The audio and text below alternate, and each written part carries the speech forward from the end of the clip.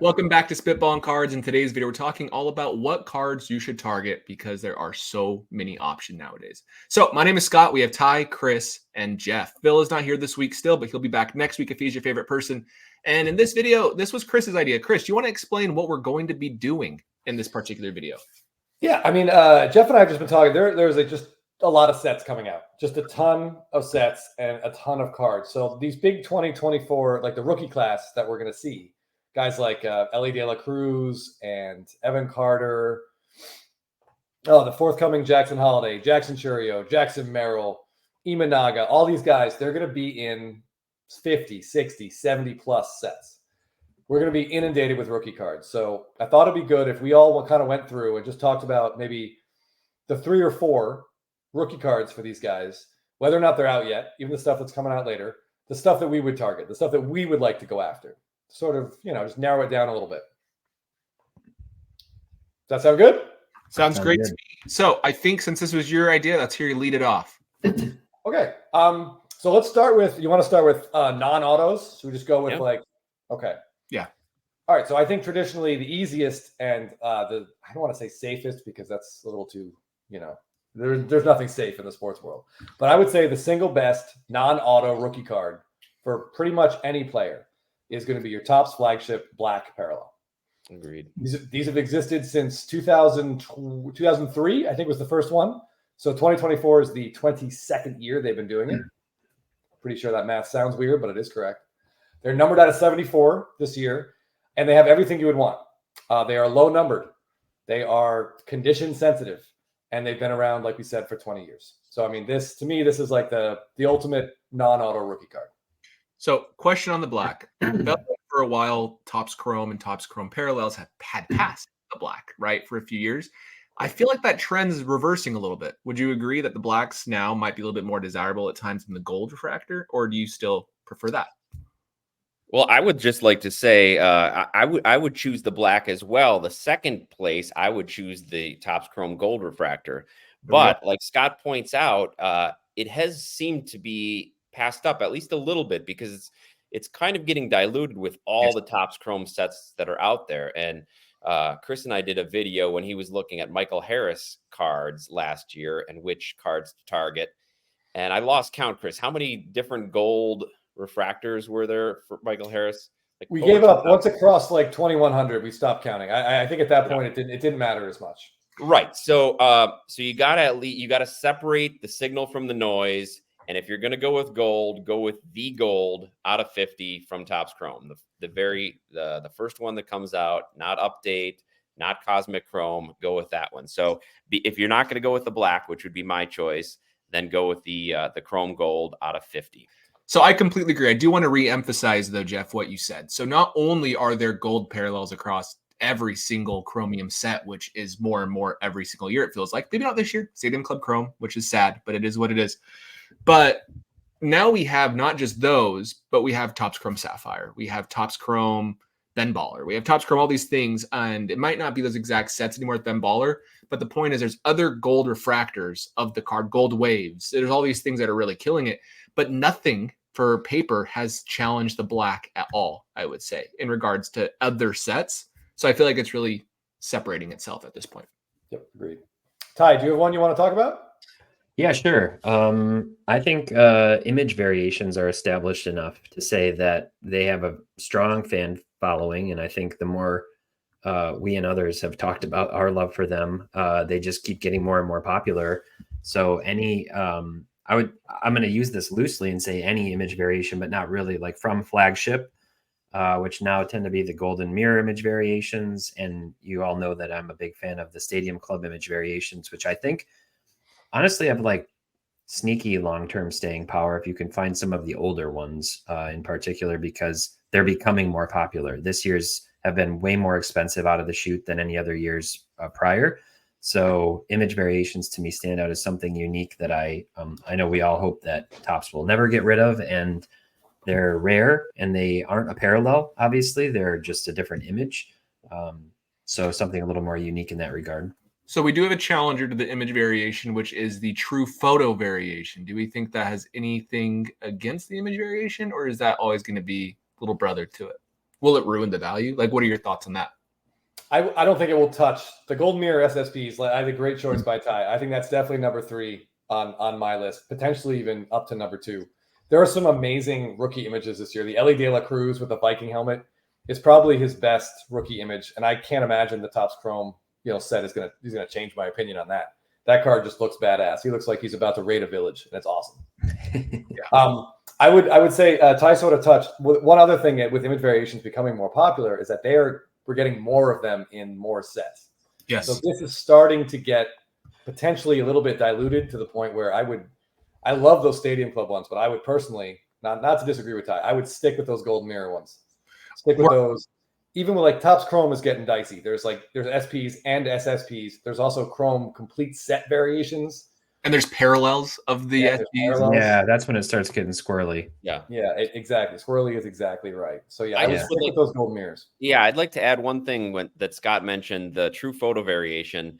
If you tuned in last episode, we talked about gimmicks, and that's another one where I think they did well with it. I hope it stays because there are some really cool images, and without all the borders and everything, they're very poster-esque, they're very picturesque, and I really like them. But they are kind of gimmicky, so we'll see if they stick around. And I don't think they're going to compete with the actual Gold Mirror SSPs, but I like them. So one beef I have with the Gold Mirror SSPs is the fact that every player now gets 2 of them. One in their, like if they're in series 1 or 2, but they're also getting one in update with their rookie debut. That sucks. I wish that wasn't a thing personally. I know they do it for every base card, so they have to by their own standards. But even that is kind of unfortunate in my opinion. Yeah, it's one more than they need. Yes. Certainly. We had kind of a funny conversation last week. Do you guys think, we're talking about the photo variations, do you think that was a brilliant idea by Topps? Or were they just like, what can we do? What other parallels can we do that won't cost more money? And someone was just like, well, let's just take all the design off. They don't need another picture. Yeah. It's like, I think it's a perfect sort of meeting of maybe an idea that was going to save money and a really good idea at the same time. I like to think someone had a really good idea and pitched it to the person who cares about money. Yeah, I think that's probably, Yeah. So whoever idea that was, good job. But no, that's a good question. I will say, I think for some cards, those true photo variations can be really cool. Especially, like I think when there's multiple players on one card or team cards, they look awesome. Sometimes I don't like what they actually call the card on the card. Like there's a photo of Arenado and Goldschmidt and it says Heart of Gold or smiling in the dugout together. It's like just kind of corny. So it's cool to have just the image. Yes, agreed. But I do think for those cards to sort of maintain value going forward, Topps has to keep making those. Mm-hmm. If they're one and done, I feel like they'll probably get forgotten about. Yeah, I agree. So my pick for a rookie base card, the first one I pick, I like the clear out of 10. And I know those are going to be a little bit harder to find or they might be a little bit expensive, but I really think those are pretty cool and you can get some pretty good deals on them. So I like the clear out of 10. I think the clear acetate are pretty awesome. But if I'm not going to say that one, I would say if you can get a Heritage Black Refractor, those are really fun cards. So they're really good looking cards and they're relatively hard to pull and they have staying power in the hobby. They're great cards and they have a really big collector base. So those are a relative safe buy if you're looking to get a cool card of a player and you don't know what to get. Yes. And a discount from sometimes the black parallel in flagship. Yeah, the numbering is pretty similar on those two parallels too. And those black refractors are great. Like they look awesome. Definitely, I think that's probably the best cards in Heritage. Non-autos. And non-gold. Yeah, non-gold, of course, yeah. Is this where we throw in a few other into the hat? Let's do it. If you have any. I think there's a couple others that are maybe, I'll use the word air quotes affordable and have some, let's say, like iconic staying power. And first would just be the Sapphire base cards from Topps Chrome Sapphire. Specifically, if you can get those in a 10 and a PSA 10. And then the other one is just the Topps Flagship Gold serial number that I think have a lot of lineage, obviously. So those two, I just pulled up Gunnar Henderson, for example, and his PSA 10 Sapphire base is Pop 116 and last sold for $190. And his 2023 Topps Gold serial number to 2023 PSA 10 is a Pop 81 right now. and sold for $174. So both of those in the $175 to $200 range. And I think Sapphire is here to stay, accepted as, kind of a tier up type product. I'm really happy with what they did with the checklist last year, kind of paring it down and making it a little more expensive and a little better chase on the parallels. And the golds, I just think they're going to be here. Like every year they'll be in the set, and they're not fancy, but they're a nice upgrade from the base cards, obviously, and you can get them in different grades. Yeah, totally agree on the Topps golds. So that's sort of like the more affordable version of the black. Also tough to grade as well. They chip really easily. Yeah. And I think the first Topps golds were like 1992. And then what year did they start numbering them to the year? Was it 2001? Does that sound right? Yeah. For Pujols and Ichiro, that was the first year. Yeah. So I love a long running parallel like that. Personally, I have no interest in Sapphire, but that's a separate conversation. I've kind of started to lose some of my interest in Sapphire. For a while, I really felt like it was going to be like clearly the best set. They did some weird stuff with it, and it feels like Ty said they kind of pulled the strings back a little bit, which is good because it got a little bit wild. But they just need to stop introducing like Gilded. I think hurts Sapphire a tiny bit. I know it shouldn't, but Gilded does, because for those rookie cards, they're very rare, and they still have the Topps Chrome logo. They look, in my opinion, better than the Sapphire, so that hurts. What do you guys think? Logo Fractor hurt Sapphire more. Logo Fractor hurts. Those are super, super short printed. Like, what do you guys think of Gilded? I want to show what they look like. Gilded's extremely nice. Gilded's they look incredible. Yeah. Is that going to be the new Topps Chrome Sapphire, what Sapphire used to be? I think there's just too much Sapphire. Like it's a brand that's being done to death. We get Topps Chrome Sapphire, and then we get Update Sapphire. We get Bowman Sapphire, Bowman Chrome Sapphire, Bowman Draft Sapphire. Too much Sapphire.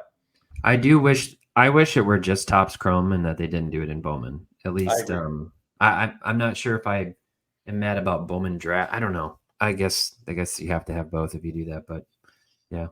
But yeah, I agree. I think it should just be the Topps Chrome Sapphire and do it once, no update. Maybe you can release it later in the year and get some of those rookies, like add it, 50 names at the end. But just for context, the Gunnar Henderson Sapphire I mentioned was 190 in a PSA 10 base. Gunnar Henderson's Logo Fractor PSA 10, which is nearly identical pop, 4 different than the Sapphire at 112, sold for $60. Wow. So big difference in price point between Logo Fractor and Sapphire. With Gilded, I think all the base rookies are numbered to 99 or less, right? Like I think yes. So like this is the base card out of 99. That's pretty cool to me. They look really nice. Yeah, they do. They look good, but I just don't know how much they're catching on. So for player collectors, they're a nice addition, but I don't know. Last year was the first year, I believe. Yeah. And for Topps Chrome Sapphire, a little bit of revisionist history. It's easy to think that when they were released, it was really popular, but they weren't. They sat, and you could get a box, the complete set, for a couple $100. I think it's 2 years of Gilded, right? Because I know there's a Freeman in a Braves jersey, so that's got to be 2022. There's 2 years. There might be. Yeah, I know it's recent, so it might take a few years, but there's a world where it catches on. Yeah. For now, though, I'll take the Topps Black over any Gilded and probably over any Sapphire as well. Right now, I have a. Let's see if I can blow myself. That 2022. I want to look at the Julio. This is the 2022. Oh, yeah. This is the mini. This just looks so nice in hand. I mean, it actually looks like, I don't know, some kind of like gold jewelry or something. It's really nice. So where it loses me though. Now we have this other set, this Gilded set, and now the weird parallel names coming out. I'd rather stick with the black, gold, straightforward. What do you guys think? Obviously, the image isn't the best, but it's pretty cool. It's like gold minted, kind of. Yeah, I don't like the image. Oh, I see what you're doing. No, I'm not trying to. You're trying to plug on my heartstrings. I see what you're doing. It does kind of like gold minted, though, but more rare. So this is the cast in gold autograph out of 199. That can't be right. That's pretty. Yeah, the numbering is weird. There's potential here. I'll grant. Gilded has potential. It looks good, but they've got to clean this up a little bit with the numbering and the names of the parallels and stuff. I know. They should just call it. I guess they can't call it gold, and gold, but it is what it is. Okay, so I think that's good for base cards. You want to jump over to autographs? Yeah, sure. And someone else want to go first? I'll go first on this one. I'll All just right, let's say do it. Dynasty is now my new favorite rookie autograph. Ooh, Or okay.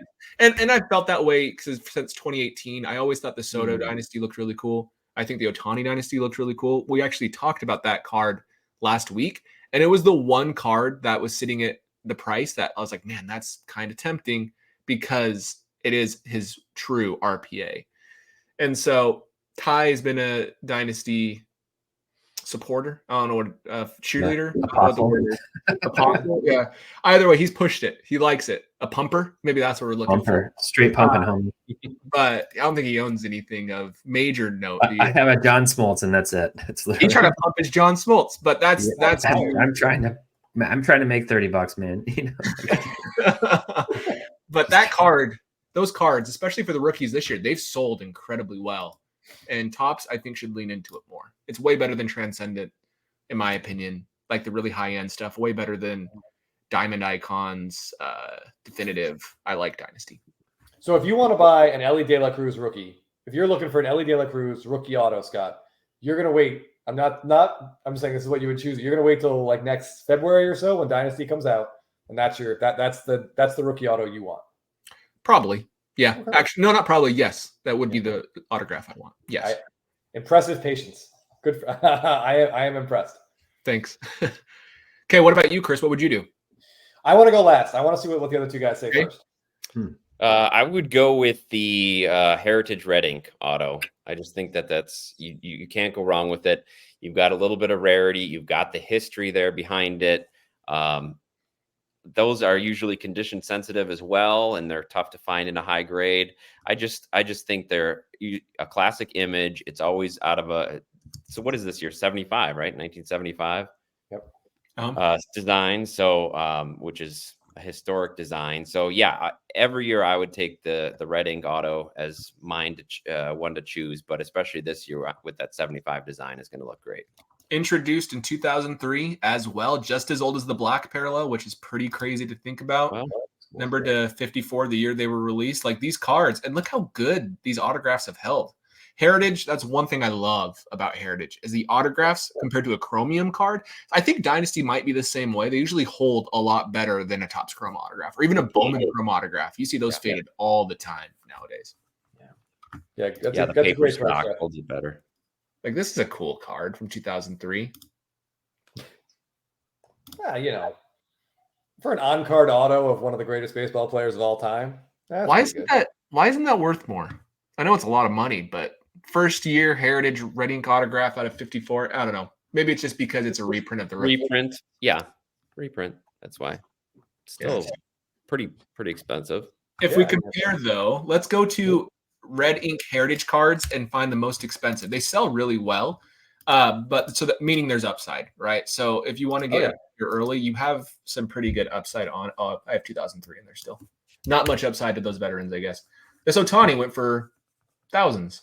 Yeah, it's probably going to be Ohtani. Yeah, but I'm guessing that probably went for 15 to 16,000 for his. So, all right. Okay. Any other thoughts on Heritage? I think Jeff made a great choice. I love the Red Inks. There's something about the red ink on the paper. It's just they feel really special. Yeah.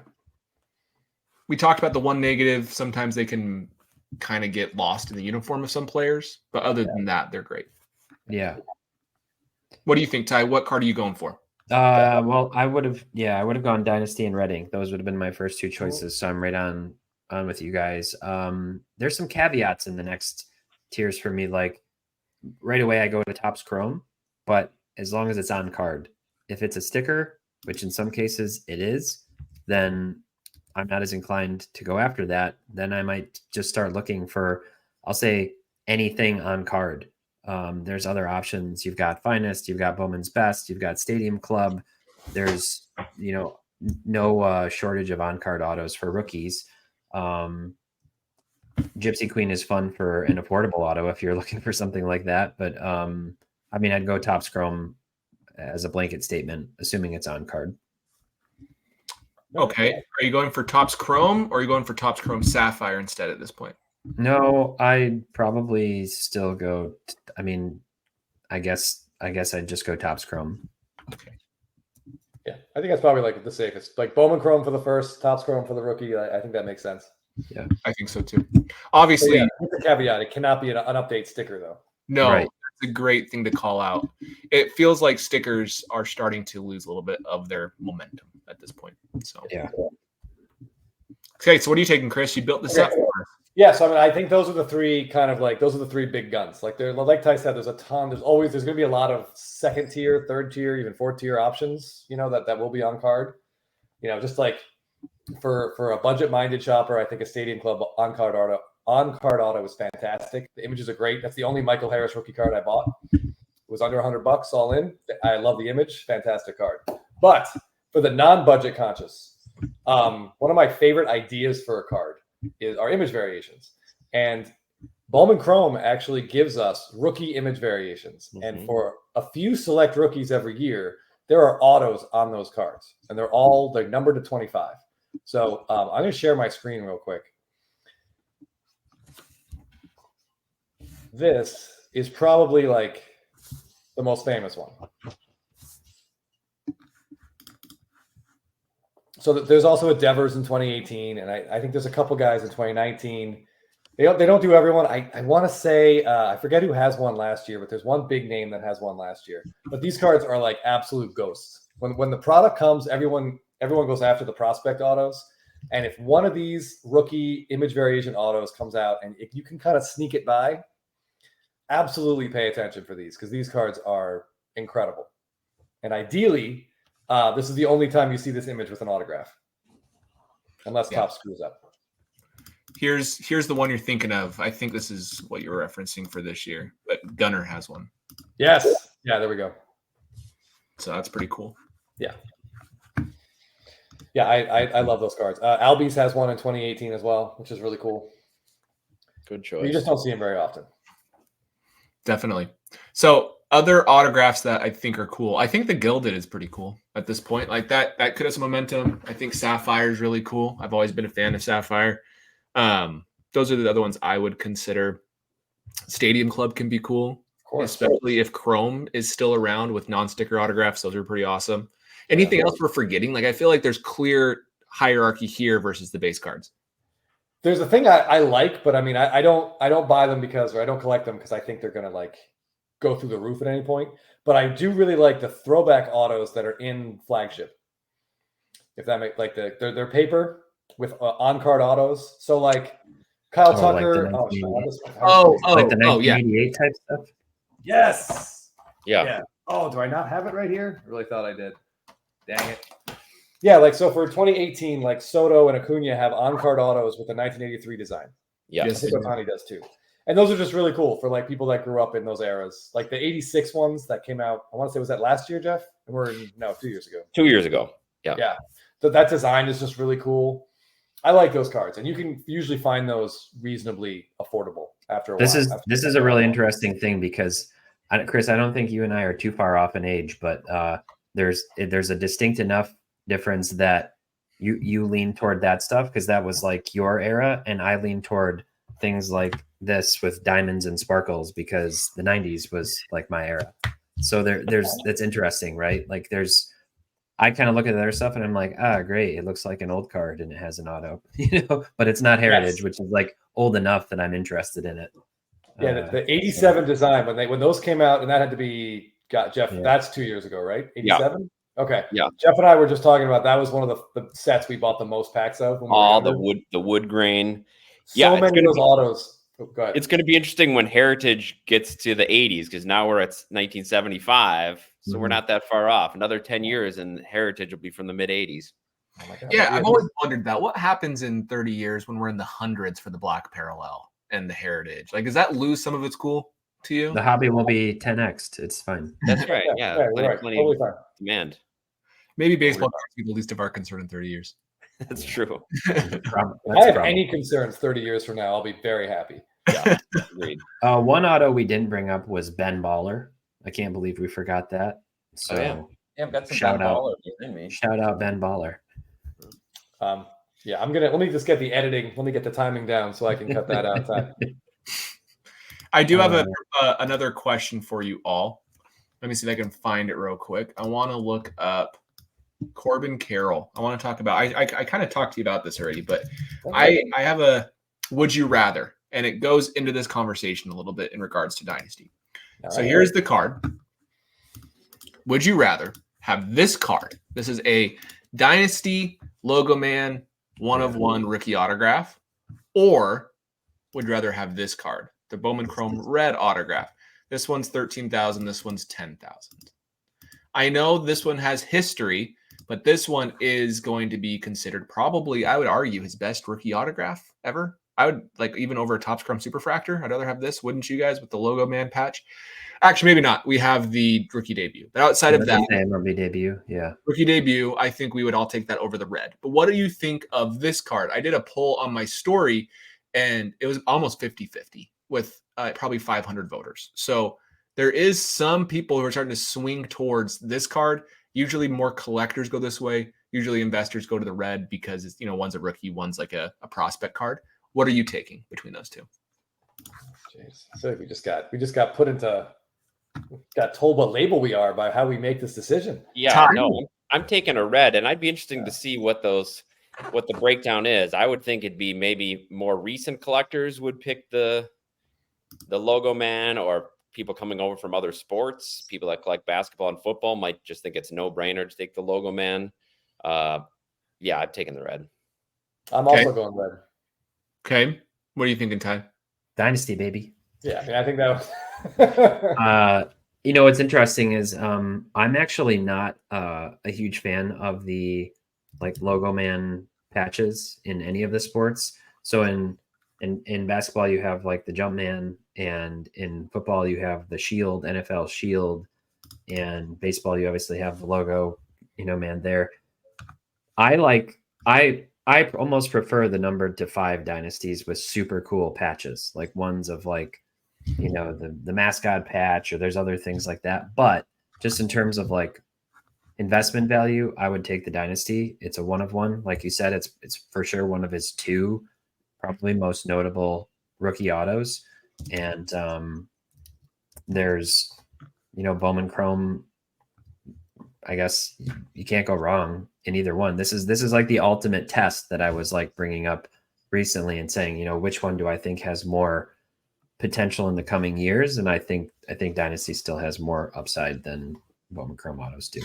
Yeah, for some people listening, you might say this is like a no-brainer, what I would go with. But I don't think it's quite as a no-brainer, because here's a good example. I'm going to share my screen more time. Ty, I'm showing Card Ladder. Well, it's not a no-brainer, obviously, since all of our brains differ on this panel. Yeah, so. Right?